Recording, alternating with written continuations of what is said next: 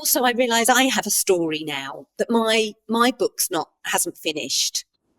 A big chapter has come to an end, but there's still more pages that need to be written. And great thing is, I've got the choice of how I write that story now. Welcome to Season 4 of the Widow podcast. I'm Karen Sutton, the Widow Coach, and I'll be supporting you through the loss of your life partner so you can find a more positive way through your grief. Whether this is your first episode or you've been with me for a while, I want you to know you are capable of creating something meaningful after loss. And you don't have to do it alone. Hello and welcome to another episode of the Widow podcast. Today I have got the wonderful, the glorious, the very sunshiny Kerry Baggott with me today. I have known Kerry, I think, since, when was it? Was it 2023? September 23. I remember getting a voice note from you, I think, on my phone. You called yourself a crazy stalker lady or something.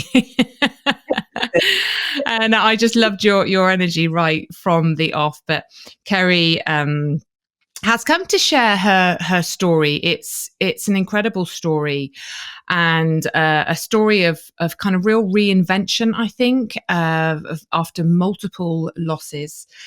Moving, countries and delayed grief. I think there's a lot in here, isn't there, Kerry? And when you sort of reached out to me about coming onto the podcast, I thought, yes, there are so many different stories and aspects and circumstances and experiences within widowhood. And, I really like to give a voice to as many as I can. You don't want them all to be the same. They're not the same. So welcome, Kerry. Thank you for being here. Bless you. Thank you for having me. I'm really looking forward to this conversation. I know our listeners, our viewers are going to get so much from it. What you've been through, navigated, from where you were to where you are is really quite extraordinary, and it's been hard. It's been really hard, but let's start at the beginning a little bit, shall we, Kerry? Not obviously your birth, but where did you and JB meet? Yeah. Well, the start goes right back to when I was 19 years old, and I met this very long-haired, very tanned, very scruffy student at university, and we just hit it off. His name was Jez, but I called him JB. He was called JB, Jeremy, Jez, Bagman, had all sorts of names. Anyway, so for this podcast, you'll hear me jumping around with his names. But we fell madly in love, and it was so exciting. He was a naughty boy, and I was such a good girl. So it was an interesting match. We just hit it off. We really did, and we went traveling. Took a year off to go traveling, and then we got married in 2001. So that was 11 years after we'd met, and then we went over to Dubai for Jeremy's work, where we had our little girls, and life was pretty good, I have to say. Life was brilliant.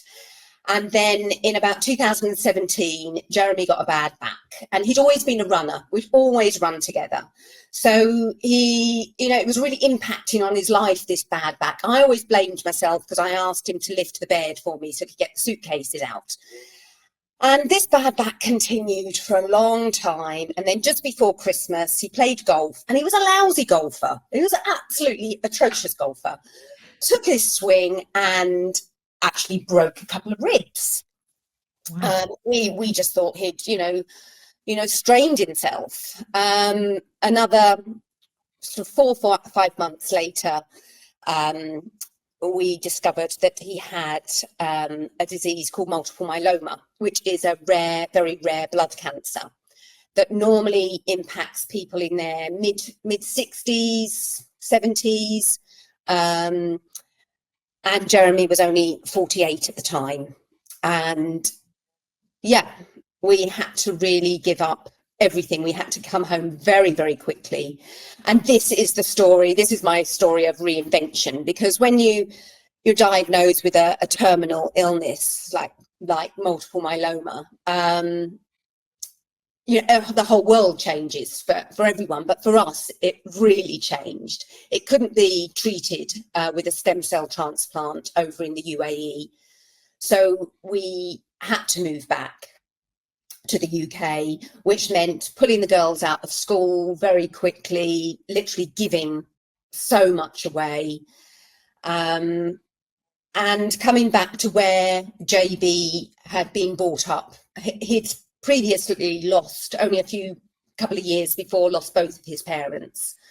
So we were coming back to an area that was his home. It wasn't his house. We were lucky enough to get a flat, and but I didn't know anyone. It was his area.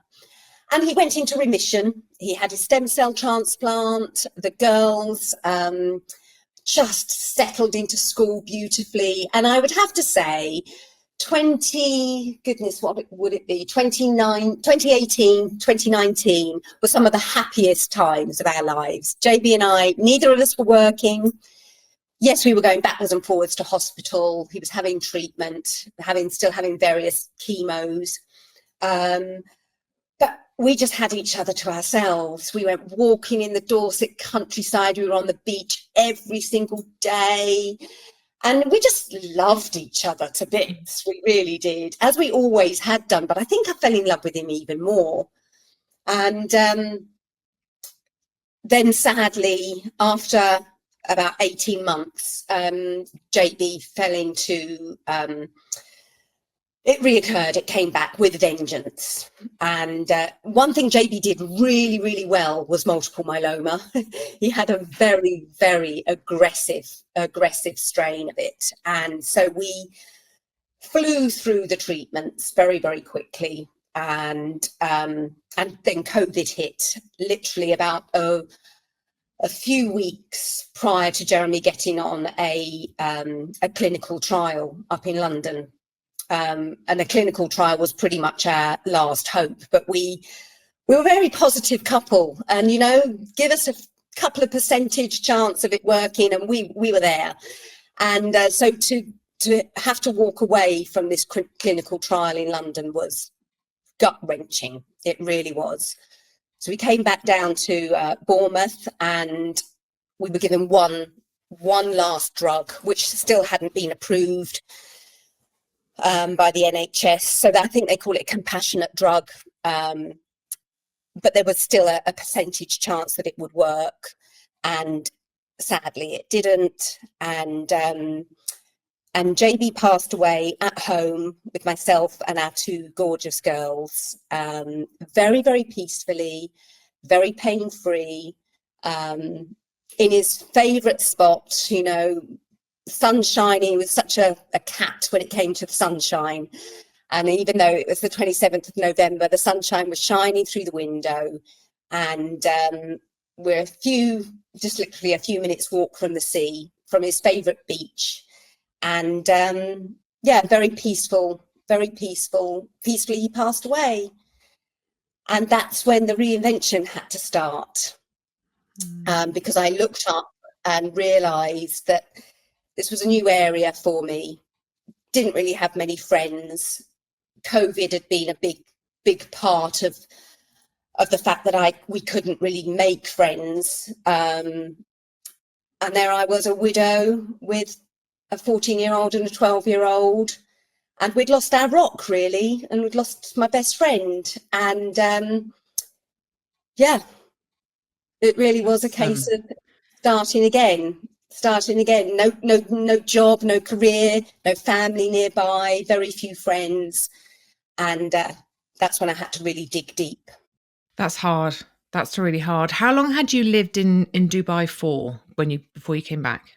Just over 11 years. Charlotte was only just over a year old when we moved there, and Emily was born there. So yeah, it had been a big part of our lives, and I'm sure chances are we would have stayed a lot longer as well. And then how long had you been back in the UK when JB had died? From him being diagnosed to him dying was 2.5 years, and we'd been in the UK for two years. As I said, that 1 year of that was just blissful, and the other year is COVID, and just struggling with treatments and trying to find the right medication. But Jeremy's glass was always not just half full, it was always overflowing. And I feel that he was such a big influence on me that even I remember holding the girls as he passed away, and I was just saying, it's going to be okay. We're going to be okay. I can't say, I always remember your line. You say that it wasn't going to define me. I don't think I was that strong. I just didn't know what was going to happen. But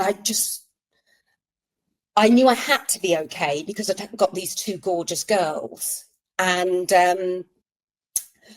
I tried to keep life going in the way that I knew Jeremy would want us to keep going. So his silly little things, like Jeremy would play the school run game when he took them to school, right? You get 1 point to see a bus, you get 2 points to see a cyclist, you get 3 points to see a jogger. So I tried to keep things going. I always remember the first Christmas, we were in lockdown. I remember inviting the neighbours down for a party.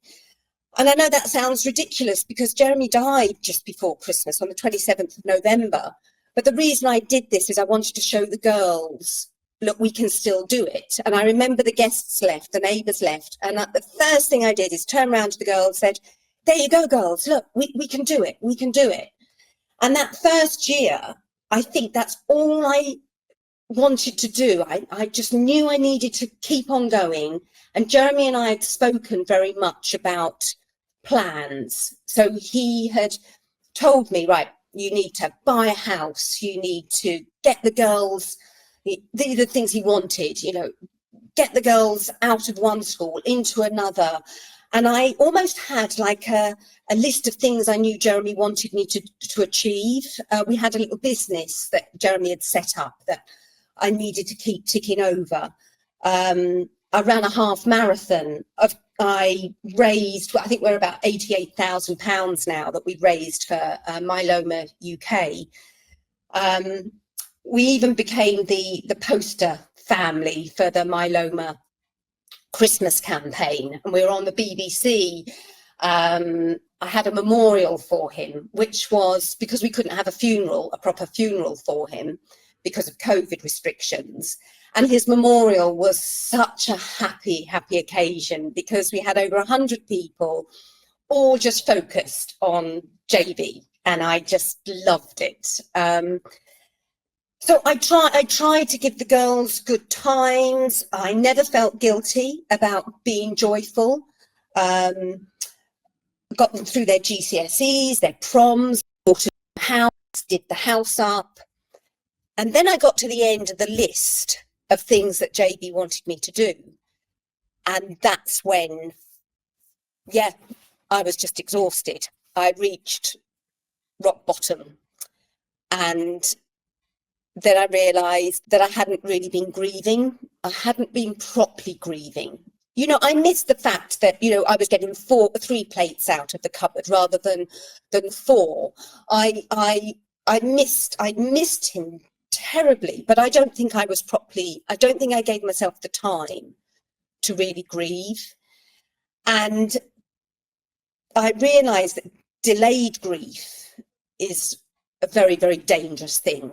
To keep yourself so busy was actually a very dangerous thing. I was exhausted. I had absolutely no energy left. I felt my resilience had reached rock bottom. I never ever questioned why. I never said, why has this happened to me? Jeremy always used to say, to reason why is the road to madness. I never questioned why. I never said why me, because I always followed that with, well, why not me? You know, I've always known life is unfair. But the thing that made me feel so sad was I gave myself the time, and then I thought, well, where's he gone? And that tortured me. And how am I going to live? How am I going to do this? I've got through Jeremy's list of things that we'd planned, and I just didn't know a way forward. And I know that this is, you know, your podcast and all your lovely ladies who come on here are all about hope, and but I, you know, keeping it real, I went from this very, very positive person into a shell of myself, to be honest. Yeah. And I even get upset now thinking about the pain that that I was in. I just didn't know any way forward, and I really didn't, if I'm honest, and I know we're not supposed to say this, but I really didn't want to live. Not because I thought life is rubbish, because I know life is amazing. Yeah. I've always known that. But the pain was so hard that I just didn't want to be here anymore with that pain. As much as I adored my girls and they're central to my life, I almost resented them because I couldn't just go. They need to go to school. They need to do, you know, they need a mummy. They needed me. And I also knew that JB would be so, excuse my French, peed off if I'd have turned up in heaven or wherever he is. He'd have said, well, why the hell have you done that? I knew that, but the pain was excruciating. I don't think there's anything that we shouldn't say, but I think we probably don't talk about it enough. And I think a lot of widows feel that, Kerry. I think they genuinely feel like, I actually don't want to be here without my person, because the pain is so unbearable. It's so big. You can't see beyond it, can you? You're sat there in this deep despair, and you're thinking, what am I supposed to do? What am I supposed to do with all this hurt and this pain and this anger and this resentment and the fear and the anxiety? And it is all consuming. We don't know what to do with it. We don't know how to find a way through it. And we don't know if we even want to sometimes, because you can't see what's beyond it. You can't imagine a life beyond it. You feel hopeless. And you just, even, I guess I did have that instant. It was instantaneous for me, that desire to live and not be beaten by it. However, I hadn't had to move from a different country. I was surrounded by family and friends. I had a support network. My circumstances were very, very different to yours. And I think that has a huge impact. And not only that, your stepdad had died 4 weeks before Jeremy had died, and then you went on then, didn't you? You had other losses. Your Auntie Beryl, who was like a second mum to you, and your dad. That was all coming at you as well. That was all going on. That was all going on at the same time. And I didn't have. I was caring for Jeremy. We were in the middle of COVID. Didn't have that support network. And my gorgeous Auntie Beryl, she died on my birthday, actually, in the July, and she'd been a massive, massive influence in my life.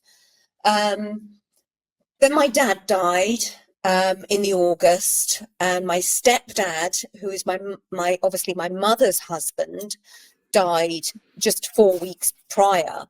And it was like all the walls of my house were falling down, but I couldn't grieve because I knew the roof was going to collapse in. I knew Jeremy was going to die. So I couldn't grieve those deaths at all. And I didn't grieve them for a long time, really.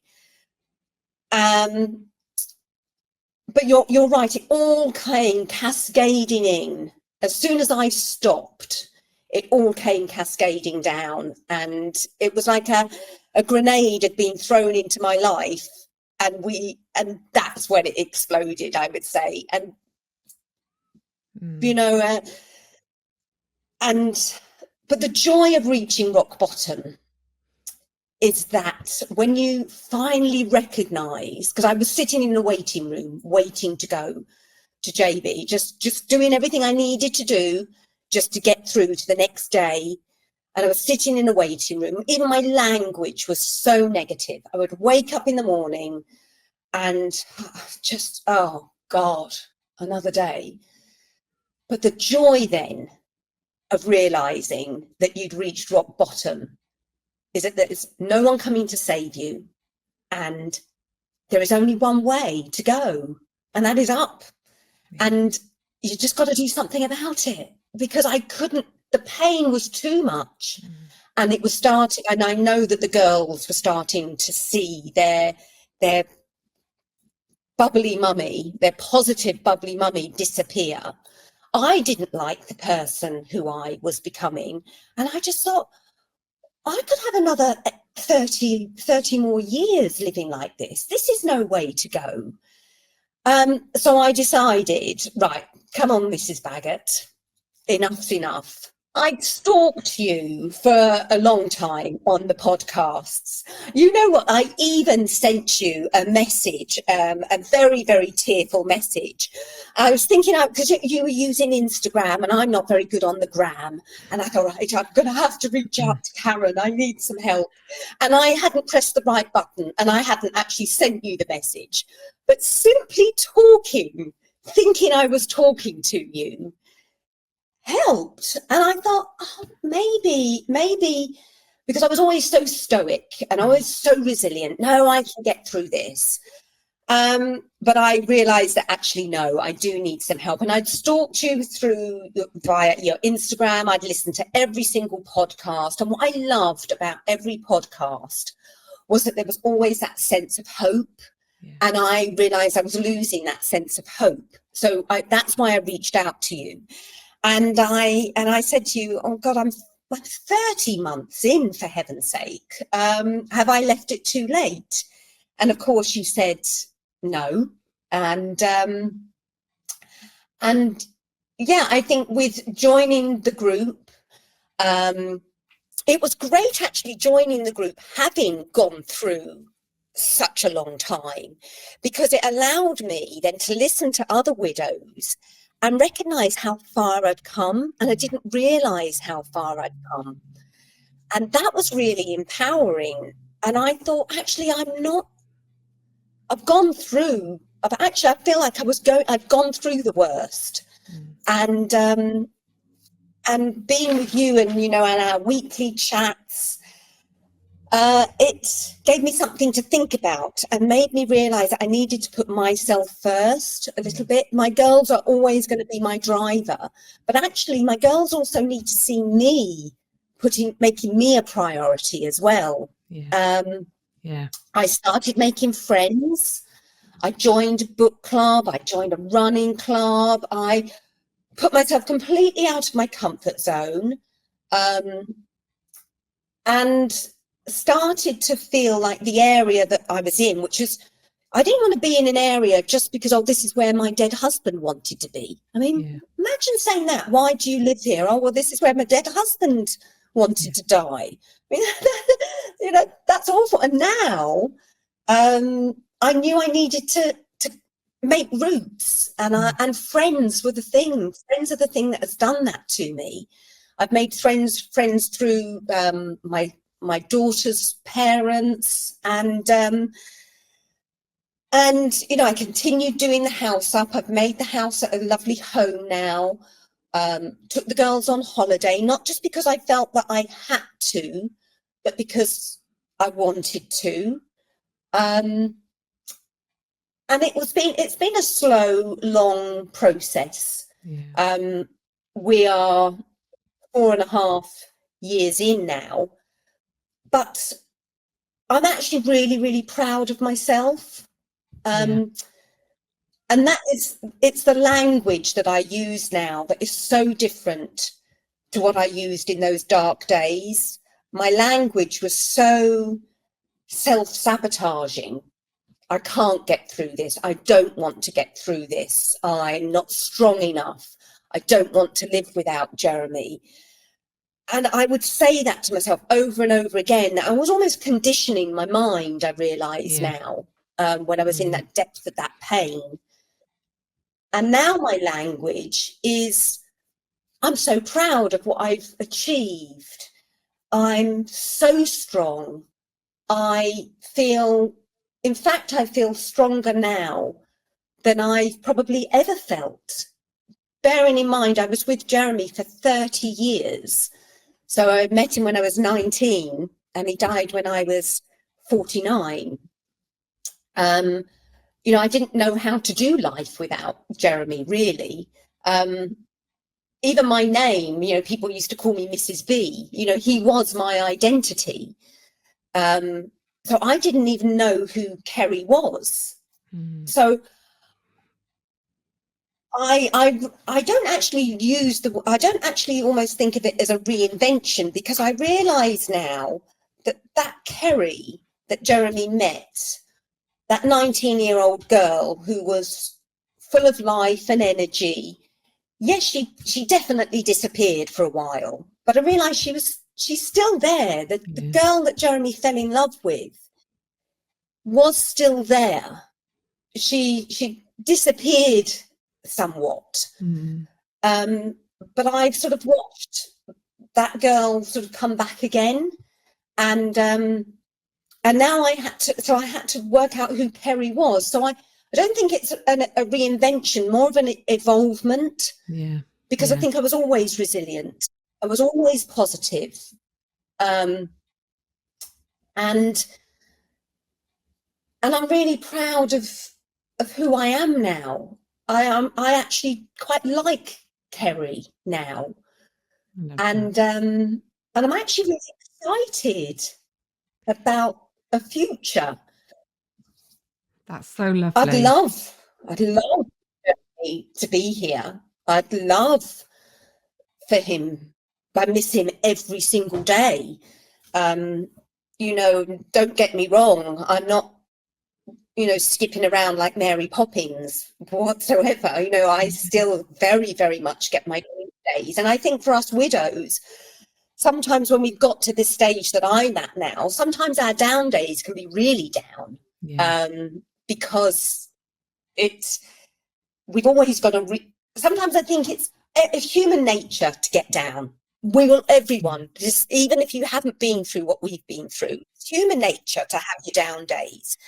But when we have our down days, it's like the grief gates open up, and that is our reason, because we like to pinpoint why we're having a down day, and it's very, very easy for us to pinpoint. I'm missing Jeremy, and I call them my grief days. But I recognise now that it's not going to be it's not that lifelong pain has come back. I'm having a low day. Sometimes it might be sometimes it might be a low hour or a low couple of minutes, and then I really, really miss him. But I feel that my grief has now sort of turned itself on its head a little bit. Yes, the pain is still there, but the joy and the love. When I think of Jeremy, I think of joy and love, as opposed to loss and pain so much now. I think that's the end goal almost, isn't it, for us in grief? And I know David Kessler has that wonderful expression, which I love. And when I first heard it, I didn't quite understand it. That you are able to remember with more love than pain. And I think the more that we talk about that and normalize it, we understand that it's not about forgetting or moving on or moving away from anyone. It's allowing ourselves to live alongside the loss, but also when we do think about our person, it's with love, it's with gratitude, it's with joy in our hearts. It's for so much of, remembering who they were, what they stood for, what they brought to our lives, and how, we have become who we are because they lived. And each time we think of them, it's not that initial gut-wrenching physical longing and yearning for someone that it causes so much pain and heartache. And much the same with listening to music. I know for a lot of people, you can't even listen to music because it brings all that pain to the surface, to the forefront. But eventually you're able to listen to the music again with that joy that you felt before, with those memories, with that love, and you hold that in you, and it feels good again, doesn't it? And like you say, life isn't perfect. You still have days and times and moments when it hurts and you miss him like crazy, but you also know that those times will pass. They're not permanent, and you do have a love of life again and an excitement for what lies ahead of you, feeling much more content with who you are, and like you say, even liking yourself for who you are and being proud of how far you've come. I just wanted to ask you though, Kerry, you'd said that you'd had those multiple losses on the lead up to Jeremy's death, which is a lot of loss. Your Auntie Beryl, who, like you say, you were so close to, was like a second mum to you, your dad, and then your stepdad 4 weeks before. So obviously your mum then is also in deep grief. And I think, God, it's so understandable, isn't it, that you just decided to busy yourself because you thought, I don't know what else to do. If I keep busy, I'll just keep going and we'll figure it out. When you said you hit rock bottom, and you said it was almost quite a beautiful place to get to because you realized from there the only way was really up, and you started to think about yourself a little bit more. When you decided to get some support, you came and joined Finding Hope in Widowhood. Did all of that, did you manage to find time and space to grieve everyone that you'd lost? Because I know that's difficult, isn't it? You know what? I don't, in all honesty, I don't think so. I think the great thing with Finding Hope was that it allowed me, and I needed to just focus on Jeremy. Yeah. I'm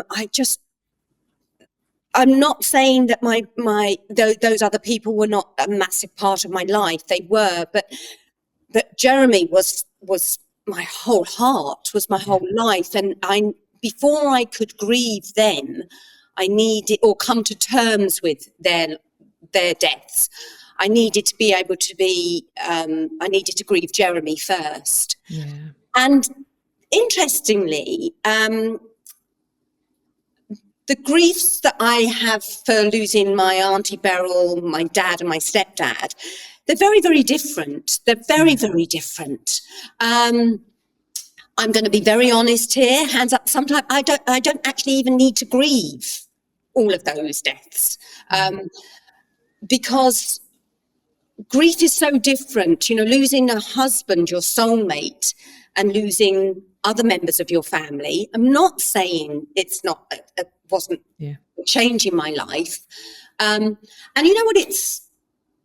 Having had all of those griefs has allowed me to really understand the whole grief process and it's allowed me to become so much more empathetic for other people. And you know what? It made me realize it's okay not to grieve some people. It's okay. Yes. It's okay. And what was interesting is my mum became a widow 4 weeks before I did. And the way we grieved was very, very different. And that was because her relationship with her husband was very different to my relationship with my husband. Yeah. There was no comparison whatsoever. And that did cause some difficulties because we were both hurting so much. Yeah. And as time has gone on, and as my mum has healed, and as I have healed, we've come back together as friends now, really close friends. But it was a really tricky time. It was a very tricky time that muddied the water even more. Because whenever you grieve a person, you obviously reflect on your relationship with that person. Yeah. And when I was grieving all of those multiple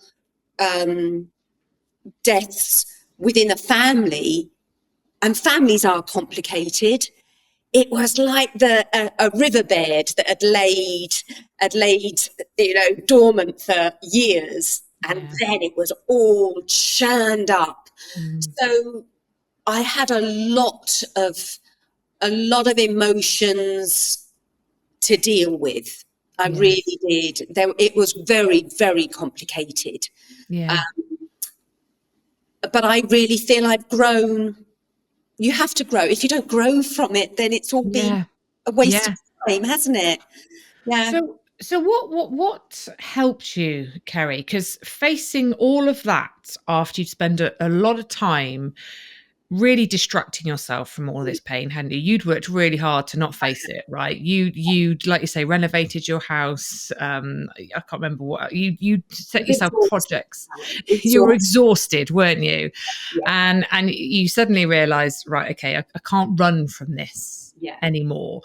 So I'm going to ask you what helped you to sort of unpick that, but also what were the consequences of you distracting yourself, pushing it away, not facing it? You said you were exhausted, but what else was going on, Kerry, when you were not facing your grief and you were just literally, like you say, waking up in the morning thinking, oh God, I can't do this, it's another day, but you just kept going anyway. What was going on in your world? What was happening to you as a result of that? Well, physically, just utter exhaustion. I think that showed. I didn't put myself first. I wasn't exercising. Mentally, as I said, I'd lost all that positivity. I was becoming the shell of the person that I once was. I was just exhausted with life.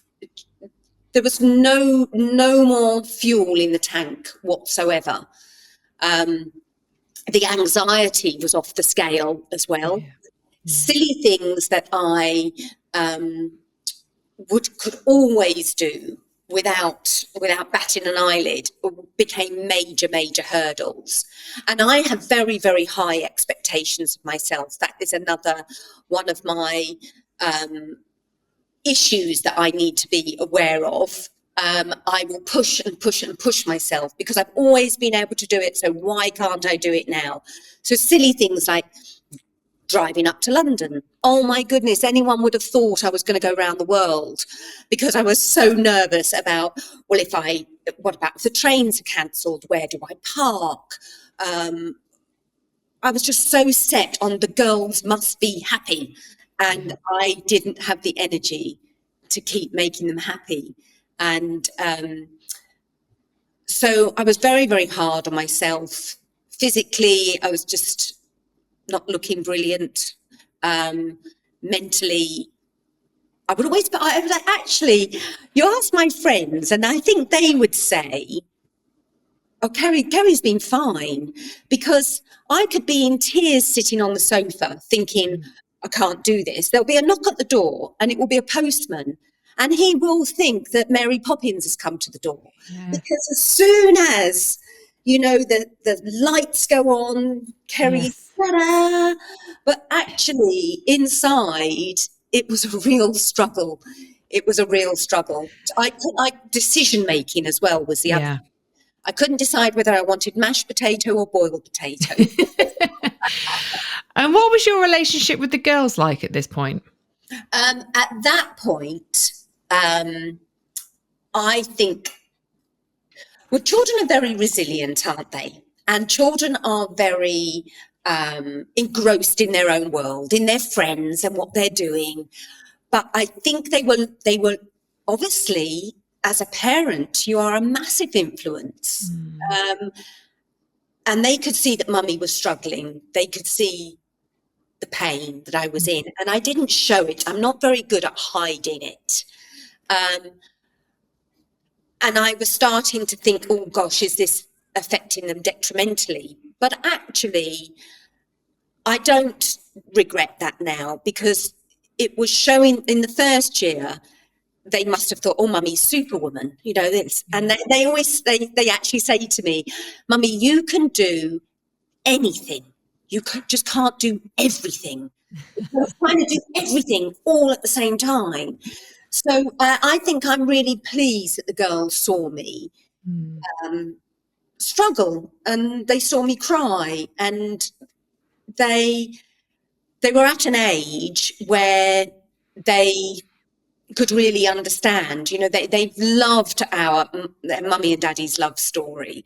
They love hearing about how we met at university and all our travels. They had a fabulous childhood, surrounded by friends and parties and holidays. And my fear was that as soon as Jeremy died, they would think, oh, life with daddy was brilliant. And then as soon as daddy went, life was rubbish. Yeah. Well, I just was desperately not wanting that to happen. Yeah. And I can honestly say now that the girls are very emotionally mature. They're very, very balanced. They've got their mummy and daddy's real sense of positivity.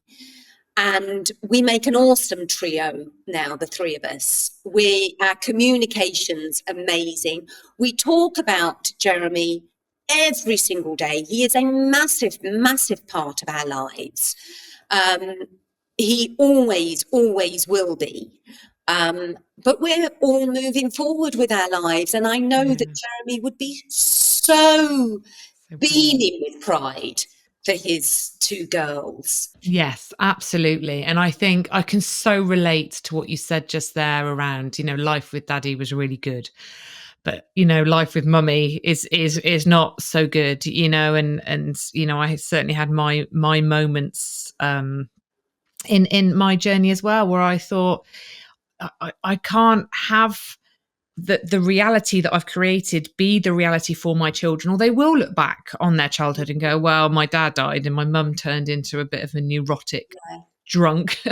and it was a bit rubbish. And I thought, no, I can't let that be my truth. That was a huge driving force for me. But I almost had to get to that point where I had created that reality to realize that no, that this wasn't cool. I didn't want that to be that way. You went on. I want to sort of touch on sort of what helped you to sort of process the grief and I guess feel what you needed to feel. But I also want to just as well explore you. I loved how you said that actually it wasn't so much a reinvention of Kerry. It was an awakening. It was an exposing and evolving. It was understanding that there was so much within you, but you just didn't know it was there. And I think this is so true of all of us, right? We base our future on what we know from our past, right? And what we see from our past experiences and circumstances and challenges and how we've shown up. That's all we can see, and that's all that we think that we're capable of. And we kind of go, well, I can't do this. You know, you said your language, I can't do it. I don't want to do it. It's not going to be as good, all that kind of stuff. But actually, when we open ourselves up a bit and we start to notice our language and we start to think, okay, maybe I don't know yet how to do that, or maybe I haven't quite discovered that part of me, but surely there's got to be more to me. And actually when we reflect, we kind of go, actually I did do this and I did achieve that, and I've learned this thing, and I navigated that scenario, and I realized actually I am capable. I can do really hard things. There is a bit more to me than maybe I can see. And this is true of all of us, right? But just coming back, you came into Finding Hope in Widowhood. You were 30 months in. You'd worked really hard to push the grief away and run away from it. What did you learn to do for yourself to help you release, feel, find a way through it rather than trying to keep avoiding it and distracting yourself from it? Well, I think joining was a really, really big thing for me, because for me, it was the first thing that I'd done since Jeremy had died that was just for me. Yeah. And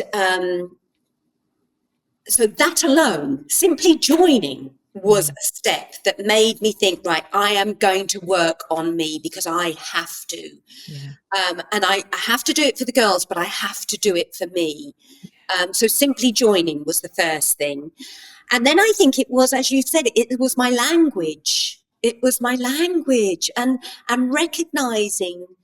I even wrote down a list. I think you'd encouraged me to even write down a list of everything that I had achieved. Yeah. And even in those early days, it was, I'd got the girls to school every day. I'd made them their dinner. I'd taken them on holiday. I'd done things I didn't really necessarily want to do. There's a lot of things you do in widowhood initially that you don't want to do, but you make yourself do them because you think for me, I thought it was the right thing to do. Mm. And actually, there's so many times when I did things I didn't really want to do, but I did do, like go to that reunion or go to that party, that I absolutely loved. And I so yeah, writing the list of recognizing just how awesome you are, and that you've put because it's the toughest thing you're ever going to go through. Yeah. And just so recognizing the little things. And then when I looked back and I realized during that first year, actually, I hadn't just done little things. I'd done some big major things. Yeah. But for me, they were just like a box tick, right? I've got to do this. I've got to do it for Jeremy, and I've got to do it for the girls. But actually, I look back and realized, actually, I did that. I found the strength from somewhere. I'm not as strong at the moment, but that's okay. Yeah. And so a changing language was the most important thing. Also recognize, being with other widows once a week, I could recognize and I go, oh, God, I used to be like that. I used to say that. Yes, I feel like that as well. Normalizing the pain. Yeah. And actually, there were some widows that were further on in their journey than I was. And recognize that the grief is not going to go anywhere because the love is not going to go anywhere. Yeah. So I'm not at the stage, and I don't think I ever will be, where I will say that the gains of loving Jeremy are bigger, that is bigger than the pain of losing him. I don't think I would ever want to say that. But I'm definitely at the stage where if you'd have told that 19-year-old girl that you were going to lose Jeremy in 30 years' time, even knowing that, I still would have married him. Yes. Because I got so much joy out of being with him. I got so much love. He's still part of me. Yeah. And, I still wear his wedding ring. I'm not at the stage yet. Some widows are much, much earlier. But that's fine. We're all on our own individual journey. Yeah. But I definitely feel that not being scared of my grief as well is a really, really important thing. Yeah. That it's not going to hurt. I'm not going to let it hurt me anymore. Some days there's a twinge and there's a little bit of feel like there's a twist of the knife. Yeah. But I'm not going to go down that grief rabbit hole again because it's too painful. I can't go. I will not let myself go there. But that doesn't mean to say that I'm going to stop missing Jeremy, stopped loving him. And I live now for him. I have 4 sets of eyes that I have now. And I'm really excited about a future, because when I said I can't do this, I bloody well know I can do it now. Yeah. And I really there's so much for me to do. There's so much of the girls' lives that I'm really exciting to watch unfold. There's these gorgeous storybooks that we just don't know, what the ending's going to be. And now I know there'll be twists and turns. But I realise I have a story now that my book's hasn't finished. Yes. A big chapter has come to an end, but there's still more pages that need to be written. And so beautiful. Great thing is, I've got the choice of how I write that story now. Had I been with Jeremy, maybe I pretty much know we'd have had a very comfortable life.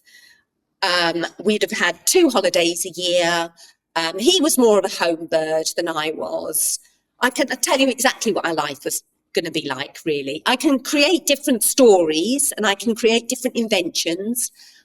But now I can do what I want to do. And that is a really empowering feeling. It's really empowering. And I don't know what's ahead of me. And you would never have said that, would you? 2 years in, you would never have kind of gone, well, I can do what I want to do. There'll be people listening to this going, well, that's horrible. I don't want to do what I want to do. I want to be here with my person, living the life that I'd planned, that we planned. I get that. But it's so lovely. It's so lovely to know that is how we all feel at the beginning, right? We don't want a life without our person. We don't want to keep going. We don't want to be in this position where we kind of go, well, I have to keep going. I have to keep doing this. You don't have to do anything. I think, if you've listened to this podcast enough before, or if this is your first podcast, hopefully you'll take from this that there are many choices that we get to make, and it's recognizing the choices that we're making. Like you said, writing down that list of all the things that you had done. You hadn't even acknowledged that you'd done those things. You were just on autopilot, ticking the boxes, doing what you thought you just had to do or you should be doing. But actually you were making quite powerful choices. But you never would have thought, I feel quite liberated and I feel quite powerful almost, in that I have choices, and recognizing your life is very different, and different doesn't mean bad. And I think it's very much about not giving grief more power than it already has, not allowing grief to take more from you than it already has. It has, you've lost your person, and it's horrible. It hurts for a long time. It's horrible and it hurts. However, there is light on the other side, isn't there? And you are able to get to a point where you can live alongside your grief, and you can recognize, actually, I do have choices, and I do feel a sense of hope, of pride, of excitement. I'm making choices. I'm understanding more about who I am, how I work in this world, what lights me up, what doesn't. And that can feel good. Like you say, you have an excitement, a zest for life again. And you are doing things that you love. You are giving back a little bit. You have ideas. You want to be here, and you want to live.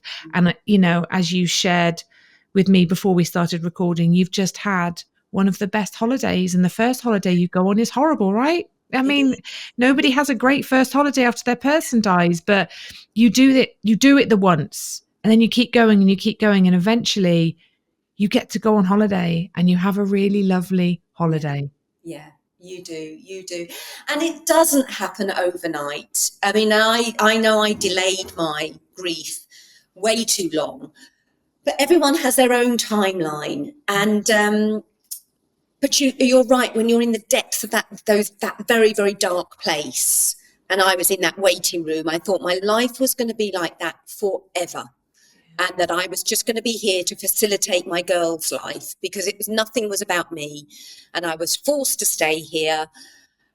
But now my girls are loving seeing me making plans and seeing friends, and I never thought that could happen. So if anybody's listening to this, I really hope that it will just happen naturally. Yeah. But as long as you change, just keep having hope. Yeah. That is the key. Just never let go of hope, because you will get there. Yeah. And I think, you know, I've shared this before. We have to have hope. We have to have hope.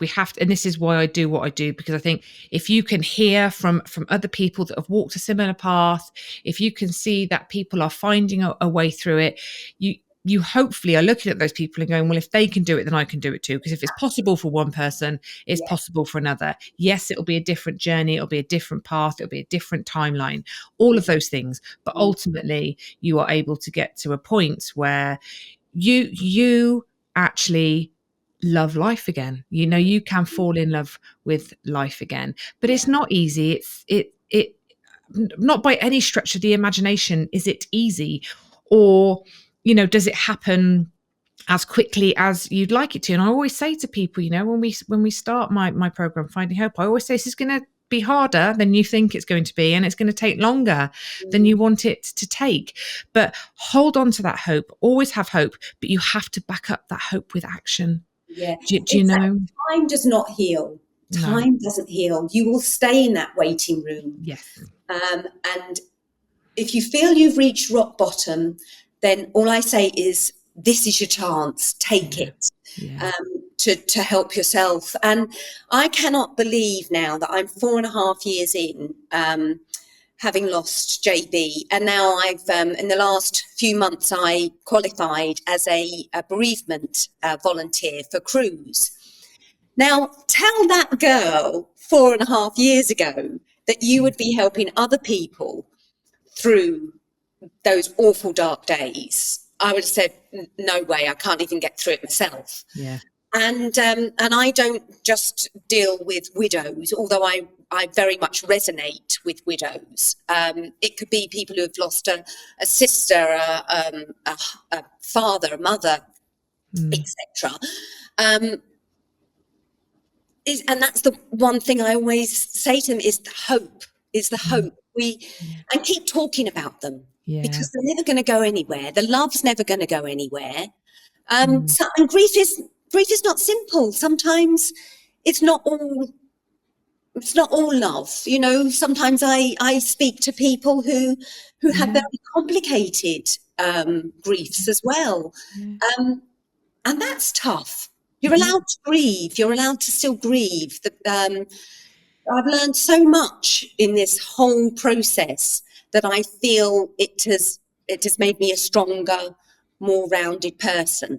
Yeah. And I love that point, because I think it's a really important one, because obviously we have people coming in to Remember and Finding Hope in Widowhood that, you know, have lost a life partner, but their relationship wasn't a beautiful one. You know, it was complicated and there were challenges in there. And I think in those circumstances, people feel like they are not worthy of the support. They are not able to come into a group that, you know, like we have Finding Hope and Remember, and their grief is less valid because their relationship wasn't this beautiful love story.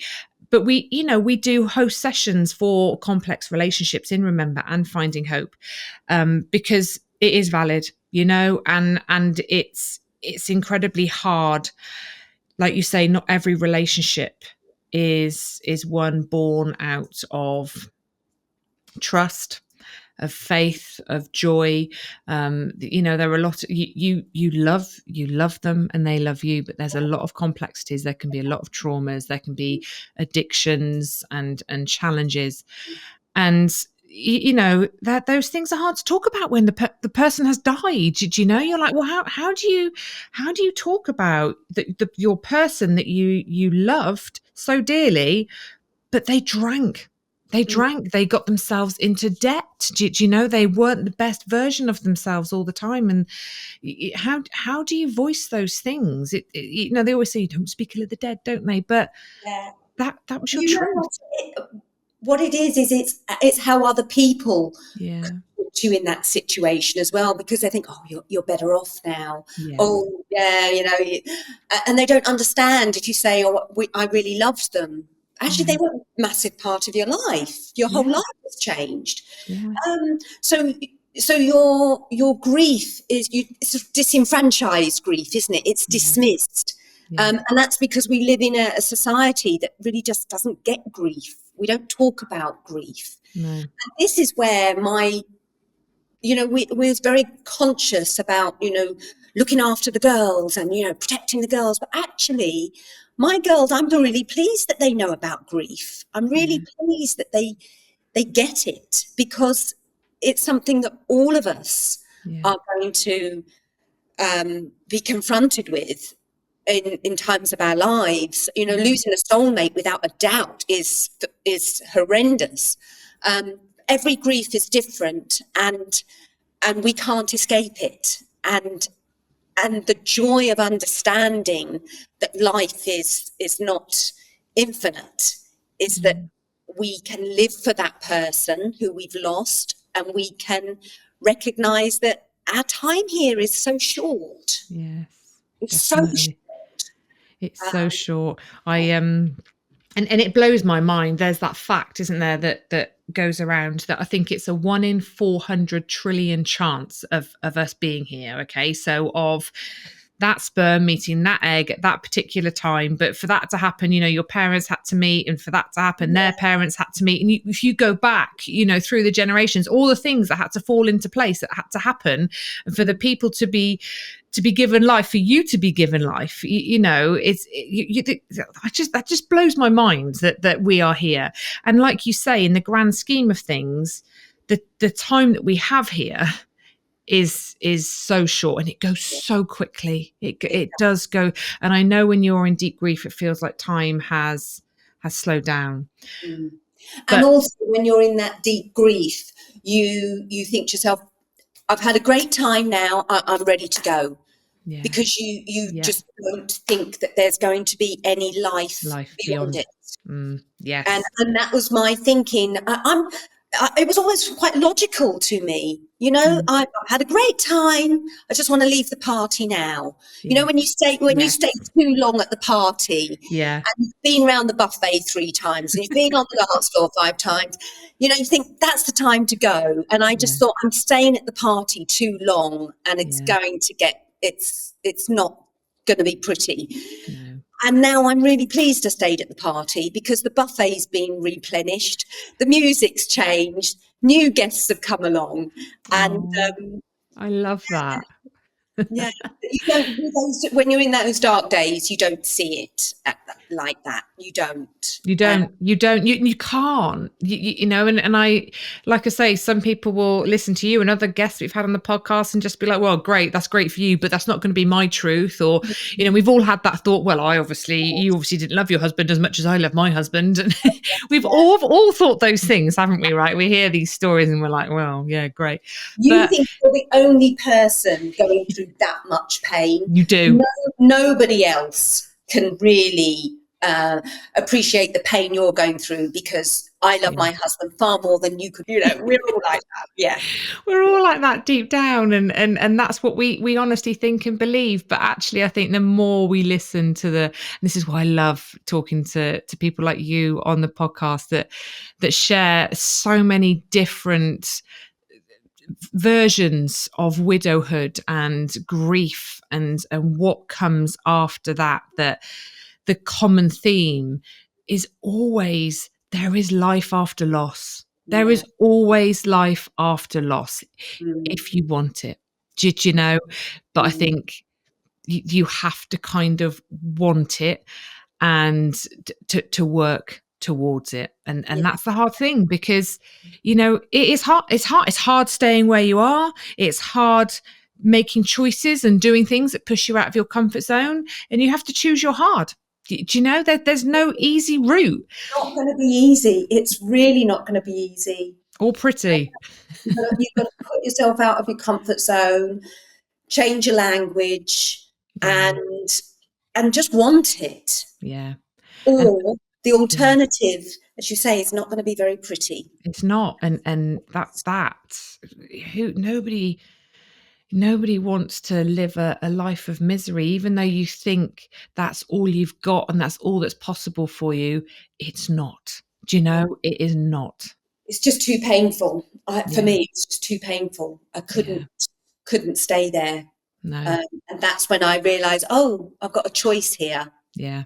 And I Absolutely. made a choice, and I will not go back there. No. As much as I adore Jeremy, always will do, I will grieve with remembering the love and the joy and everything he gave me, because he gave me the strength to be able to do this now, Yeah. to be here. So I Yeah. honour him in so many different ways. I Yeah. miss him dreadfully, but I see with his eyes. I love I'm that. doing it for him as well as me. And have you been back to Dubai? No, I don't know whether I could. No.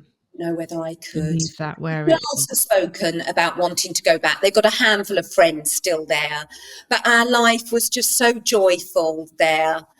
But in time, I never say never now. Never say never. I've got such itchy feet to go travelling. Yes. I really have. My girls have seen that there's a big wide world out there. They'll be travelling. I'll be following, 10 steps behind without them knowing, just as an excuse to go. Keep an eye on them as well. But now there's so much I want to do. I want to do a lot of travelling as well. As soon as my girls are in a position where I can go, when they say, oh, your children are going off to university, you're going to miss them. I'm going to be running to the airport. You're off. You're out of here. I love that. Yeah. Kerry, your story is incredible, as is everyone's, but there are so many different parts to your story, and I'm so grateful that you found me, that you reached out. You were a joy in the sessions. You really were. You shared so much wisdom, so much hope. You are a real action taker. You've worked really hard to get to where you are, and I know this isn't the end. There is no end, is there? There's just a keep going, keep following your heart, your dreams, whatever it is. And there is a whole world out there. There's a life, like you say, that the story continues. Yes. And it does continue, and there are some bumps in the road, and we feel like that's life. There will always be bumps in the road. Always be bumps in the road. Thank you, Kerry. Thank you so much for sharing your story, the essence of Jeremy, and just all that you have learnt. It's incredible, and I know there will be so much wisdom taken from this conversation. So bless your heart. Thank you, darling. Never give up hope. That's that. Never give up hope. Never. There's a whole life out there still. Waiting for you. Thank you, Catherine. Thank you. Honestly, finding you, making that phone call and joining Finding Hope was the best thing I ever did. It really was. Yeah. So thank you very much. And I still stalk you.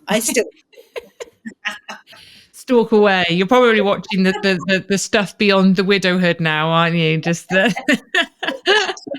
I'm interested in how your story's evolving. My story, yes, I know.